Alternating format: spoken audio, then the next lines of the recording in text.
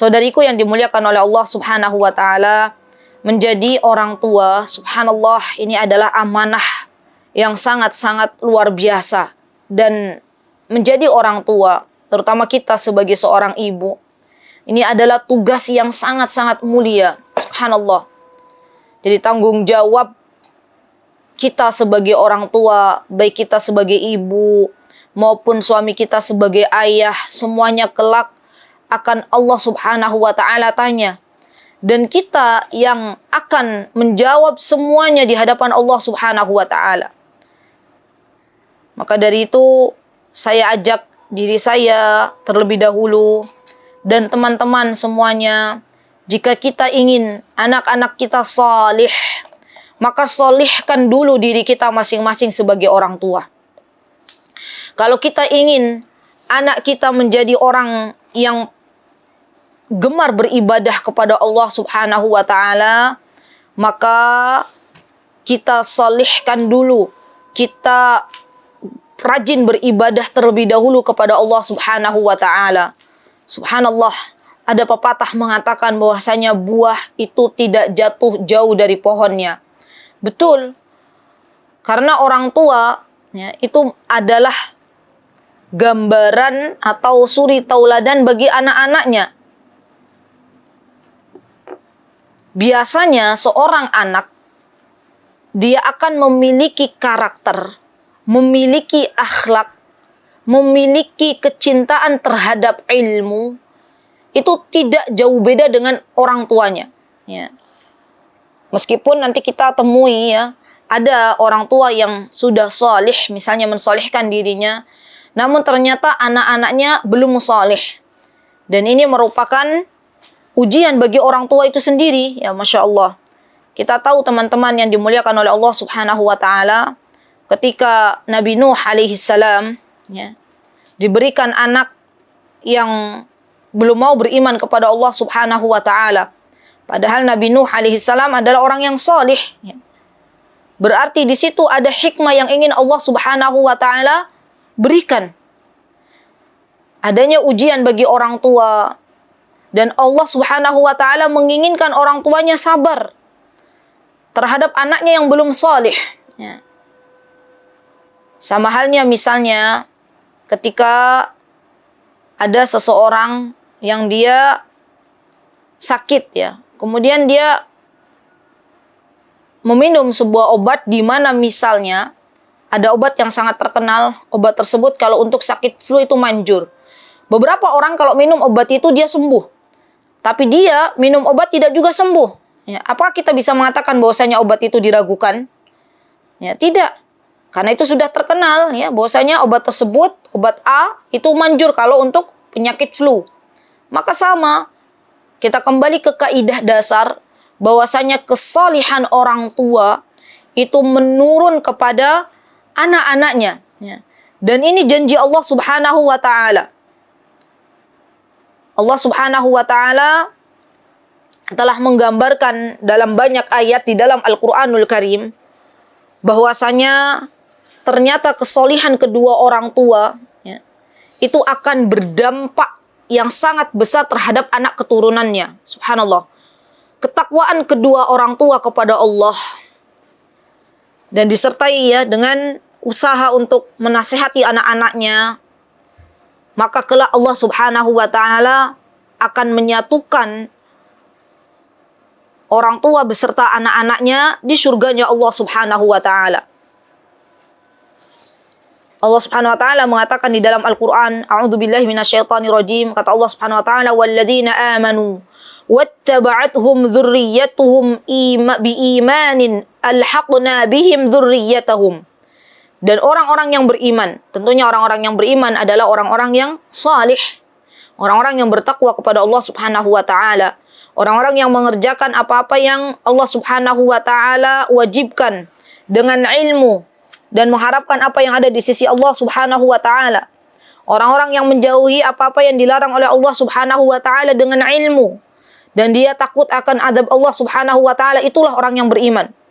Kata Allah Subhanahu wa ta'ala, walladzina amanu wattaba'athum dzurriyyatuhum dan anak cucu mereka yang mengikuti mereka dalam keimanan. Lihat syaratnya, anak cucunya mengikuti nenek moyangnya dari keimanan yang telah ditumbuhkan oleh nenek moyangnya atau oleh ibu bapaknya.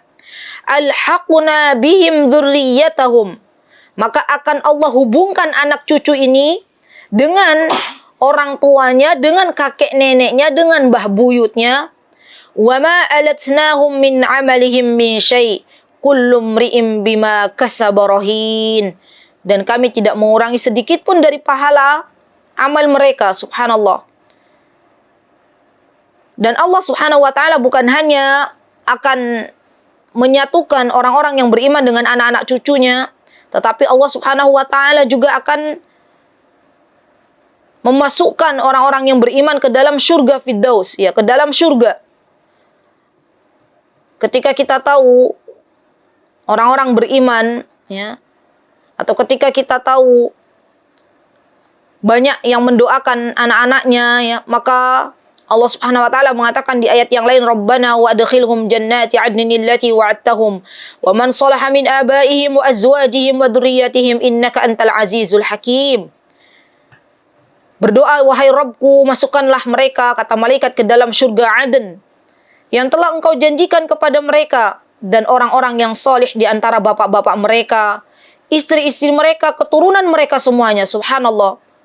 Jadi kalau orang tuanya salih, maka Allah akan pertemukan kembali di surga, subhanallah, dengan anak cucunya. Jadi di dunia Allah akan turunkan kesolihan orang tua kepada anak-anaknya. Di akhirat Allah subhanahu wa ta'ala akan satukan kembali di surganya Allah subhanahu wa ta'ala. Saya pernah melihat sendiri, ada satu keluarga di mana satu keluarga ini mbah buyutnya itu adalah orang yang gemar mengajarkan ngaji, ya, mengajarkan ngaji. Jadi dulu ngajar ngaji di musola di kampung. Kemudian beliau punya keturunan, anaknya ngajarkan ngaji juga. Beliau punya cucu, cucunya Allah takdirkan mengajarkan ngaji juga, mengajarkan Al-Quran. Subhanallah. Dan ini kisah nyata, akhwat. Maka kalau kita pengen anak cucu kita menjadi orang-orang yang berilmu, menjadi orang-orang yang cinta kepada Al-Quran, mulai dari diri kita terlebih dahulu. Kita lihat, ya, bagaimana Allah subhanahu wa ta'ala ketika menjelaskan, ya, di dalam surah Al-Kahfi, ketika kita tahu Khidr, ya, beliau membangunkan tembok kembali, tembok yang hampir runtuh, ya. Kemudian Nabi Musa alaihissalam bertanya, ya, kenapa engkau tidak menerima upah, ya, untuk pekerjaan tersebut? Maka kata Khidr, apa yang dikatakan? Wa kana abuhuma salihah. Sedang ayahnya adalah orang yang salih. Jadi anak-anak ini ketika itu memiliki ayah yang salih, maka Allah perintahkan kepada Khidr untuk menjaga anak keturunannya, subhanallah. Dan kita tahu teman-teman bahwasanya Imam As-Suyuti rahimahullah, ya, yang mana beliau itu sangat senang sekali dengan ilmu, cinta sekali terhadap buku, terhadap kitab, ya. Beliau mengharapkan anak yang akan dilahirkan oleh istrinya adalah anak yang mencintai ilmu. Karena kita tahu anak solih itu adalah dambaan semua diri kita semua. Ya, semua diri kita pasti pengen punya anak solih. Subhanallah, maka apa yang dilakukan oleh Imam As-Suyuti, teman-teman? Yang dilakukan oleh Imam As-Suyuti kala itu, beliau, ya, ketika istrinya hamil, beliau minta tolong istrinya, ya, untuk mengambilkan di antara kitab-kitab yang ada di rumahnya. Jadi memang beliau sibukkan dengan ilmu. Maka subhanallah, ketika istrinya itu sudah mendekat, ya, di rak-rak buku, lahirlah anaknya Imam As-Suyuti, ya.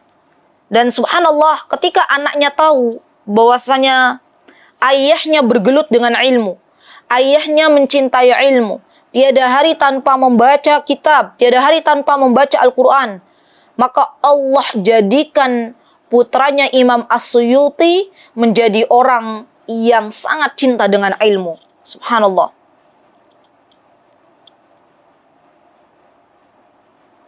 Dan juga As-Suyuti, ya Imam As-Suyuti juga punya ayah yang ayahnya juga sangat cinta dengan ilmu. Jadi ayahnya Imam As-Suyuti juga sangat cinta dengan ilmu. Maka semuanya Allah jadikan generasi-generasi yang menyukai ilmu. Kita tahu Ibrahim alaihissalam, ya, keluarga Nabi Ibrahim alaihissalam adalah keluarga yang dipilih oleh Allah Subhanahu wa taala. Allah Subhanahu wa taala memilih keluarga di muka bumi ini yang Allah sebut-sebut di dalam Al-Qur'anul Karim adalah keluarganya Nabi Ibrahim alaihissalam dan keluarganya Imran. Ya.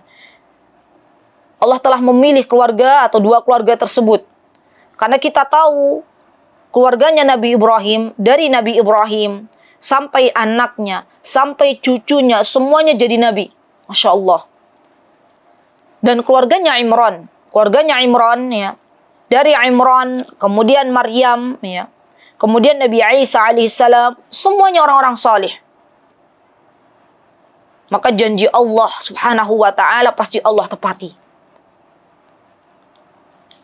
Dan kita tahu teman-teman, ada seorang imam besar, ya, yaitu Imam Ahmad bin Hanbal. Beliau adalah seorang imam yang sangat-sangat gemar beramal salih, ya, dan juga sangat-sangat cinta ilmu. Beliau punya anak namanya Abdullah, ya, Abdullah bin Ahmad. Masya Allah, ketika Abdullah bin Ahmad ini tahu ayahnya itu sangat gemar mendatangi majlis ilmu, ya, mengarang kitab-kitab, Masya Allah, maka Abdullah Allah takdirkan menjadi seorang ulama seperti ayahnya. Masya Allah. Jadi Abdullah ini belajar dari Imam Ahmad tentang banyak sekali ilmu. Maka dari itu kesalihan orang tua, ya, dan kecintaan orang tua terhadap ilmu, gemarnya beribadah orang tua itu sangat-sangat mempengaruhi anak-anaknya. Pernah disebutkan Sahal At-Tusari itu beliau ketika itu ingin Allah berikan anak-anak yang salih. Maka sebelum anaknya dilahirkan, sebelum anaknya ada di dunia ini, ia perbanyak kembali amalan-amalan salih, ya, dengan harapan Allah Subhanahu wa taala memuliakan dan mengaruniakan anak-anak yang salih. Subhanallah. Dan apa yang dikatakan oleh Sahal? Kata Sahal, aku akan menepati janji yang telah diambil Allah Subhanahu wa taala dariku di alam dunia ini untuk menjaga diriku dan anak-anakku dari hal-hal yang Allah Subhanahu wa taala tidak ridhoi. Maka sekuat tenaga Sahal As-Susari, beliau benar-benar rajin di dalam beribadah kepada Allah Subhanahu wa taala. Harapannya agar Allah Subhanahu wa taala mensolihkan anak-anaknya. Subhanallah. Dan kita tahu teman-teman Sa'id bin al-Musayyib, ya, Sa'id bin al-Musayyib beliau memperbanyak ibadah salat, ya. Dan kata Sa'id bin Musayyib, kata beliau, tidaklah aku memperbanyak ibadah salatku kecuali pasti aku teringat anakku, kemudian aku tambah lagi salatku. Insyaallah, ya. Orang-orang soleh itu kebiasaannya demikian. Mereka menambah amal ibadah mereka, baik itu salatnya, membaca Al-Qur'annya, membaca kitab-kitabnya, membaca atau sedekahnya, dengan harapan agar Allah Subhanahu wa taala mensolihkan anak keturunannya. Dan tidak ada yang lebih utama dari sebuah rizki kecuali Allah Subhanahu wa taala mensolihkan anak keturunannya. Kalau anak-anak kita solih, maka anak-anak kita, anak cucu kita akan dimudahkan oleh Allah Subhanahu wa taala untuk mendoakan kedua orang tuanya, untuk memintakan ampunan bagi kedua orang tuanya. Dan orang tua yang dia memiliki anak-anak yang solih akan dibuat terkejut oleh Allah Subhanahu wa taala ketika nanti di akhirat dia menemukan pahala yang besar sekali, ya, yang melebihi besarnya dari gunung. Kemudian dia bertanya kepada Allah Subhanahu wa taala, wahai Rabbku, dari mana pahala ini? Sesungguhnya aku ketika di dunia itu amalku masih sedikit. Maka kata Allah Subhanahu wa taala, pahala ini dari anak-anakmu yang solih yang senantiasa mendoakanmu. Subhanallah. Jadi teman-teman yang dimuliakan oleh Allah Subhanahu wa Ta'ala, ketika kita semuanya berusaha untuk menjadi hamba-hamba Allah yang salih, ketika kita semuanya berusaha untuk mentaati Allah Subhanahu wa Ta'ala, untuk menjauhi apa-apa yang dilarang oleh Allah Subhanahu wa Ta'ala, maka Allah akan menjaga anak keturunan kita. Imam Al-Qurtubi, beliau ketika menafsirkan surah Al-Kahfi, maka Imam Al-Qurtubi mengatakan bahwasanya di dalam surah Al-Kahfi yang wa ammal jidaru fakana li ghulamaini yatimaini fil Madinah wa kana tahtahu kanzul lahumā wa kana abuhuma salihah, maka kata Imam Al-Qurtubi, ayat ini menunjukkan bahwasanya Allah Subhanahu wa Ta'ala menjaga kesalihan seseorang dan menjaga kesalihan anak keturunannya meskipun jauh jaraknya, meskipun jauh generasinya. Subhanallah. Dan ada juga yang mengatakan bahwasanya Allah menjaga dari kisah surah Al-Kahfi ini, menjaga anak ini dengan 7 keturunan. Subhanallah. Apakah kita tidak ingin, wahai saudariku, ketika kita diberikan oleh Allah Subhanahu wa Ta'ala rizki, anak keturunan kita semuanya menjadi anak-anak yang saleh, semuanya menjadi anak-anak yang mencintai ilmu, semuanya menjadi anak-anak yang mencintai Al-Quran, semuanya dimudahkan oleh Allah Subhanahu wa Ta'ala untuk mengamalkan apa yang telah dimilikinya. Subhanallah. Maka kita semuanya pengen. Coba kalau misalnya ya kita lihat di kehidupan kita semuanya, kalau ada orang tua yang dia menyuruh anaknya untuk tidak merokok, tapi ternyata orang tuanya senantiasa setiap hari merokok. Anak-anaknya melihat orang tuanya merokok, maka jangan harap anak-anaknya tidak merokok, karena itu yang setiap hari dia lihat dari kedua orang tuanya. Subhanallah. Berbeda ketika satu keluarga itu melihat orang tuanya gemar ibadah berpuasa Senin Kamis misalnya. Orang tuanya salih, bapaknya berangkat ke masjid di awal waktu. Maka subhanallah, anaknya pun akan Allah jadikan gemar untuk ibadah sholat. Anak-anaknya akan Allah jadikan untuk gemar berpuasa Senin Kamis. Subhanallah, Allah yang menjadikan itu. Dan tidak heran ketika Allah Subhanahu wa Ta'ala menjadikan anak-anaknya orang yang gemar beribadah puasa Senin Kamis. Karena orang tuanya, neneknya sudah membiasakan untuk berpuasa Senin Kamis. Subhanallah. Maka hati-hati teman-teman yang dimuliakan oleh Allah, apabila kita membuat sesuatu yang Allah murkai, membuat sesuatu yang tidak Allah ridhoi, dan itu ditiru oleh anak-anak kita, maka itu akan menjadi dosa jariyah. Sebaliknya, ketika kita melakukan sebuah amal salih, baik itu dengan berpuasa, baik itu dengan bangun malam, baik itu dengan ibadah waktu salat di awal waktu, baik itu dengan bersedekah, dan anak-anak kita menirunya, maka itu akan menjadi pahala jariyah bagi kedua orang tuanya. Subhanallah. Atau misalnya teman-teman, saya pernah melihat ya, ada seorang ibu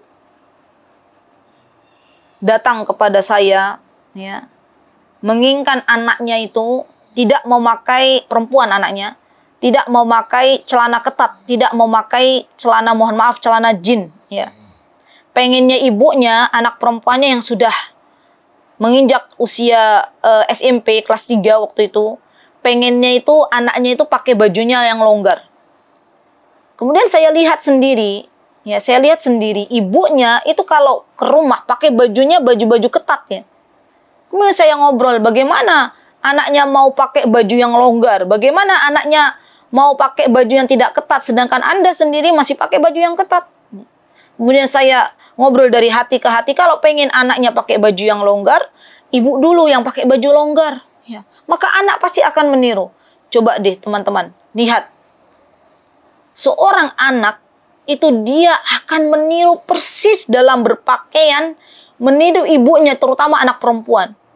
Seorang anak laki-laki, dia akan meniru dalam berpakaian melihat gaya ayahnya. Kalau sekarang kita lihat ada banyak ya perempuan yang sudah tidak lagi punya rasa malu. Ya. Kalau kita sekarang lihat ada sosok ya seorang perempuan yang kalau keluar itu mohon maaf sekali dandan, pakai parfum, semprot sini, semprot sana, ya bedaknya tebal, pakai lipstik, pakai eyeshadow, pakai macam-macam. Maka anaknya lihat dan anaknya pasti ikuti ibunya. Jangan heran kalau anaknya keluar rumah hobi dandan, hobi semprot-semprot parfum ke sana kemari, karena itu dia dapatkan dari ibunya. Maka coba yuk kita introspeksi diri kita masing-masing. Sudahkah kita menjadi teladan bagi anak-anak kita? Sudahkah kita berusaha semaksimal mungkin untuk menjadi hamba Allah yang taat kepada Allah, yang nurut kepada Allah dan Rasul-Nya? Kalau itu sudah kita lakukan semaksimal mungkin, maka kemudian kita berdoa kepada Allah Subhanahu wa taala, Rabbi habli minas salihin.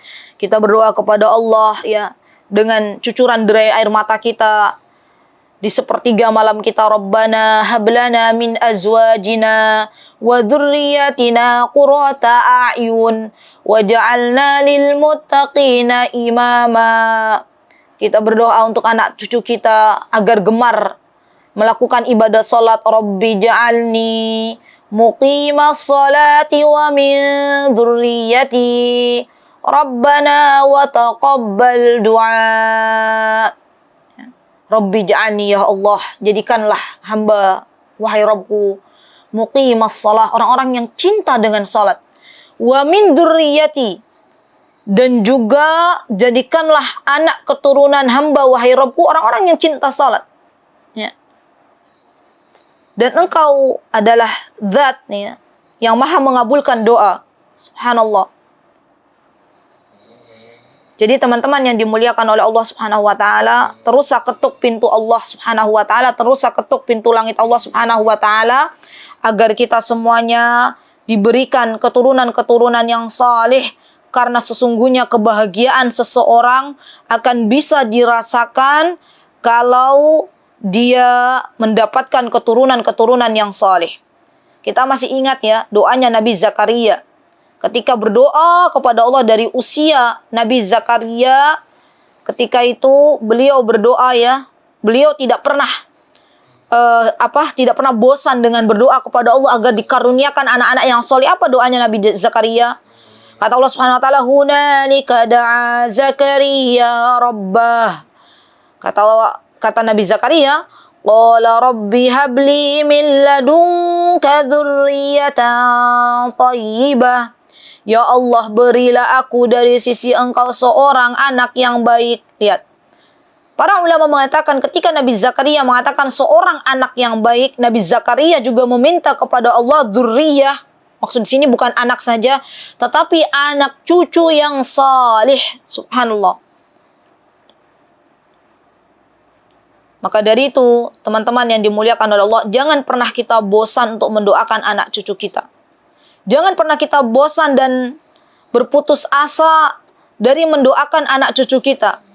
Wahai Rabbku, berikanlah anak cucuku, berikanlah diriku orang-orang yang ketika Engkau menganjurkan sesuatu, memerintahkan sesuatu, maka kita bersegera untuk memenuhi panggilan-Mu, labbaik Allahumma labbaik. Ketika Engkau melarang sesuatu, jadikanlah wahai Rabbku, aku dan anak keturunanku orang-orang yang pertama kali menjauhi apa-apa yang dilarang oleh Engkau. Ya, Masya Allah. Dan itu doa-doa kita. Subhanallah. Kemudian yang bisa kita lakukan, teman-teman, ya, dengan memantaskan diri kita untuk menjadi hamba Allah yang salih, ajak juga pasangan kita. Ajak juga suami kita. Ngobrol bareng dengan suami kita. Wahai kakanda, wahai pangeranku, kalau kita pengen nanti besok Allah kumpulkan bareng lagi di surga dengan anak cucu kita, yuk Dinda ajak Kakanda untuk sama-sama menjadi orang-orang yang saleh. Ya. Kita bergandengan tangan memohon kepada Allah Subhanahu wa taala agar Allah mengaruniakan kepada kita semuanya anak-anak yang saleh, anak cucu yang saleh. Maka subhanallah teman-teman, kalau ada orang tua ya, kakek nenek, ibu bapak, suami istri, yang mereka berdua itu sudah sakinah mawaddah warahmah ya, keluarganya sudah rukun, harmonis ya, Masya Allah. Maka anak-anaknya, anak-anak keturunan yang Allah Subhanahu wa taala berikan kepada mereka akan mencontoh. Sebaliknya, orang tua yang bermasalah dengan pasangannya, orang tua yang dia memiliki anak-anak dan anak-anak itu broken home ya, maka ketika punya anak, Allah jadikan seperti apa yang dimiliki oleh kedua orang tuanya. Jangan kita pernah menyalahkan kedua orang tua kita. Ya. Kalau memang ada kedua orang tua kita yang belum Allah solihkan, kita doakan. Kita doakan dan kita putus rantainya. Kita memohonkan ampunan untuk kedua orang tua kita. Dan kita memohon kepada Allah Subhanahu wa taala agar mensolihkan anak keturunan kita. Itu yang harus kita lakukan. Jadi jangan pernah kita menyesali apa yang telah dilakukan oleh kedua orang tua kita. Kalau kita sampai berpikir, berarti saya jadi begini ini karena memang kedua orang tua saya melakukan sebuah dosa, melakukan maksiat. Maka tidak ada habisnya. Yang bisa kita lakukan, doakan kedua orang tua kita atas kealpaan ya, yang dilakukannya. Mungkin mereka dulu fakir ilmu. Mungkin mereka dulu, kita berbaik sangka ya, mereka tidak ada kesempatan untuk menuntut ilmu, untuk mencari ilmu agama, maka kita doakan agar Allah Subhanahu wa taala mengampuni dosa-dosanya, memasukkan kita semuanya ke dalam surganya Allah Subhanahu wa taala, dan kita doakan anak keturunan kita. Subhanallah. Dan ini yang harus dilakukan. Karena kalau sampai ada anak yang dia senantiasa menyalahkan kedua orang tuanya, ya, maka dia nanti kelak akan menyalahkan Allah. Saya jadi teringat ya, ketika ada anak, waktu saya masih mengajar di sebuah pondok pesantren SMA ya, di Yogyakarta, itu ada anak yang datang kepada saya, dia mencaci kedua orang tuanya karena orang tuanya telah melakukan dosa besar, yaitu berzina. Dia mengatakan kepada saya ketika itu di jam istirahat, ya, kata dia, "Ustazah, kenapa saya dilahirkan dari orang tua yang berzina? Sedangkan teman-teman saya dia dilahirkan dari orang tua yang salih. Kenapa Allah begitu? Kenapa?" Akhirnya menyalahkan Allah. Saya katakan, wahai anakku, jangan engkau menyalahkan Allah. Apa yang telah orang tuamu lakukan, tidak usah kau ungkit-ungkit. Doakan mereka agar Allah Subhanahu wa taala mengampuni kedua orang tuamu. Dan kamu berdoa kepada Allah Subhanahu wa taala agar diberikan, akan dijauhkan dari yang namanya perzinahan, yang namanya fahisyah. Dan kamu juga berdoa agar keturunanmu juga dijauhkan dari yang namanya fahisyah. Karena yang namanya perzinahan, kalau orang tuanya belum meminta ampun kepada Allah Subhanahu wa taala, kalau anaknya belum meminta ampun, Allah akan jadikan anak keturunannya berzina. Na'udzubillah summa na'udzubillah. Maka penting bagi kita semuanya, terakhir ya, sebelum saya menutup, perbanyak istighfar kepada Allah Subhanahu wa taala atas kelalaian kita dalam mendidik anak-anak kita. Perbanyak memohon ampun kepada Allah Subhanahu wa taala. Mungkin kita belum memberikan kewajiban atau memberikan haknya anak-anak kita ya sepenuhnya. Yang seharusnya kita ajarkan anak-anak kita dengan mengenalkan agama, kita lalai ya. Kita mohon kepada Allah Subhanahu wa taala ampunan. Dan kita memohon kepada Allah Subhanahu wa taala agar Allah mensolihkan anak keturunan kita, sehingga kelak Allah akan kumpulkan kita dan anak keturunan kita di surga Allah yang tertinggi. Semoga Allah Subhanahu wa taala mengumpulkan kita semuanya di surganya. Rabbana hab lana min azwajina wa dzurriyyatina qurrata a'yun waj'alna lil muttaqina imama. Allahumma ijma'na fi jannatika. Allahumma ighfir lana dhunubana. Allahumma Rabbana dhalamna anfusana wa illam taghfir lana wa tarhamna lanakunanna minal khasirin. Aqulu qawli hadha wastaghfirullah li wa lakum wa akhiru da'wana anil hamdulillahi rabbil alamin.